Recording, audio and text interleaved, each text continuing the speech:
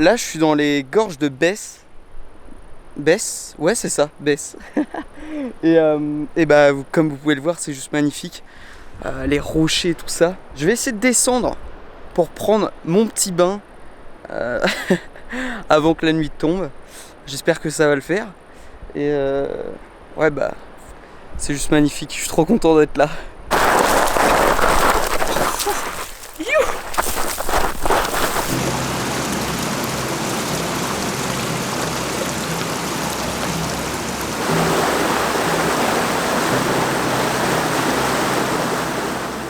Dimanche 19 juillet. Me voilà donc visiblement arrivé et heureux en ces terres prometteuses d'aventure.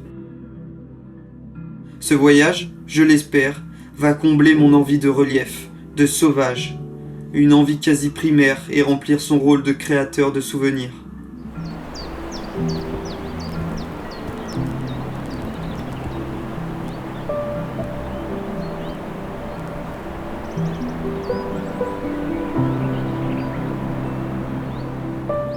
À quoi cela sert de partir de chez soi, d'avoir cette chance, cette liberté si l'on ne peut partager ses expériences et faire rêver les autres à notre tour?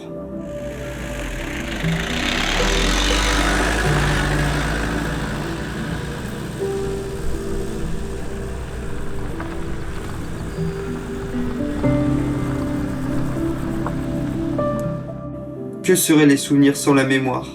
L'humain a cette capacité de stockage incroyable.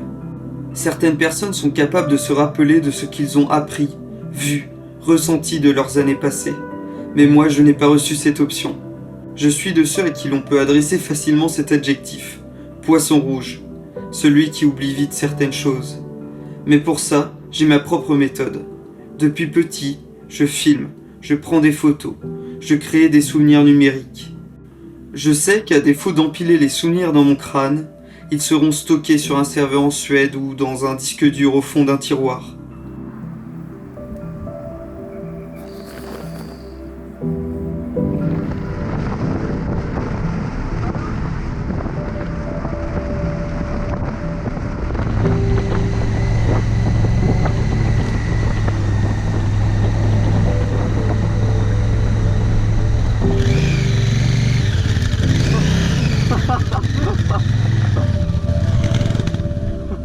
Mardi 21 juillet, j'ai rejoint mon père, ici, dans l'ancien pays du Gévaudan, un lieu rempli de légendes et d'histoires oubliées.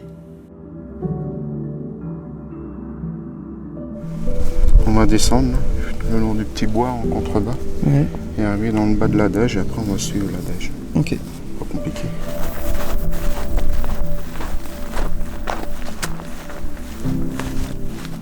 Nous sommes tous les deux partis en quête de fragments, de ce qui reste de l'histoire de la bête. De 1764 à 1767, une créature insaisissable fit plus d'une centaine de morts. Personne ne parvenait à la tuer.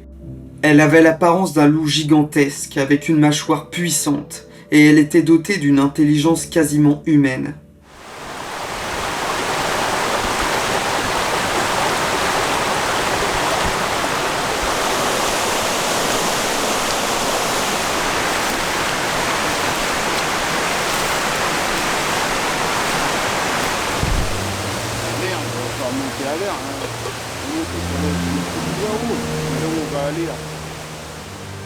Cette bête qui à l'époque avait fait trembler la France entière et avait marqué de son empreinte la terre et les esprits, malheureusement fut vite oubliée.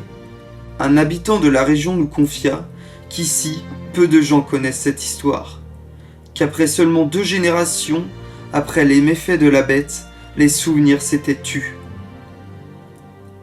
Je trouve cela triste, mais je me dis que nous-mêmes, en notre Bretagne natale, nous avons oublié bien des choses.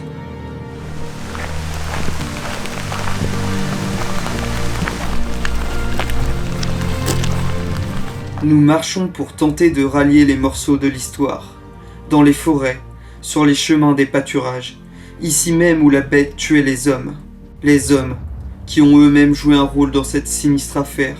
Comment la nature aurait pu d'elle-même créer un tel monstre? La carte est orientée. Alors, nous, on est dans cette zone. Donc faut qu'on marche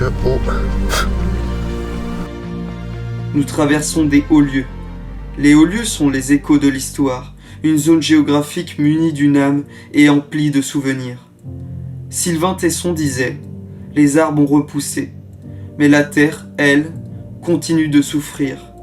Quand elle boit trop de sang, elle devient un haut lieu. Alors, il faut la regarder en silence, car les fantômes la hantent. »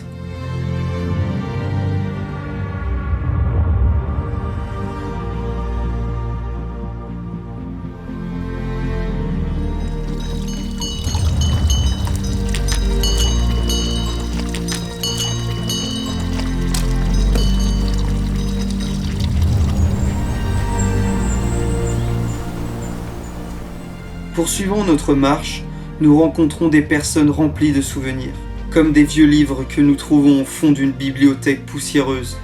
Ils sont les gardiens du passé. Avant, les campagnes étaient remplies de vie. Désormais, il ne reste que des ruines.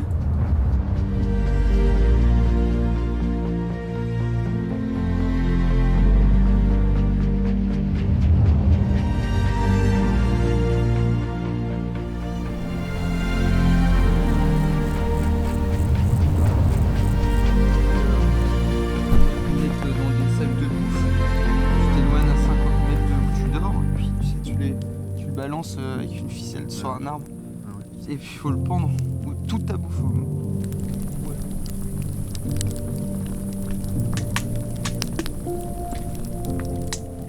Nous créons nos propres souvenirs.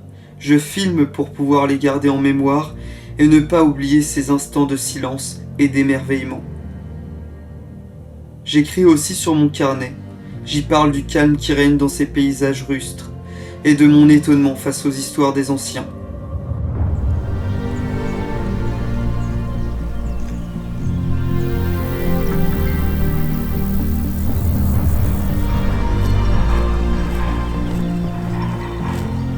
Mon père est reparti vers le nord, satisfait des moments que nous avons vécus, en ces terres isolées, qui le fascinent. Quant à moi, j'ai décidé de prolonger ma quête de liberté au pays de l'Aubrac.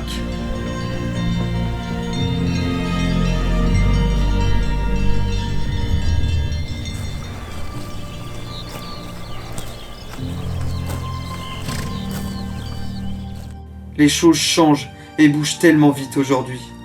Le présent ne dure jamais bien longtemps, et le futur le remplace d'un coup de vent. Pour lutter contre cette course à la vitesse, il faut que nous continuions à entretenir les souvenirs du passé. Il faut que nous prenions soin de ces histoires, de la mémoire des lieux et des hommes. Tirer les leçons des souvenirs du passé nous permettra, j'en suis convaincu, d'en créer de meilleurs pour les générations futures.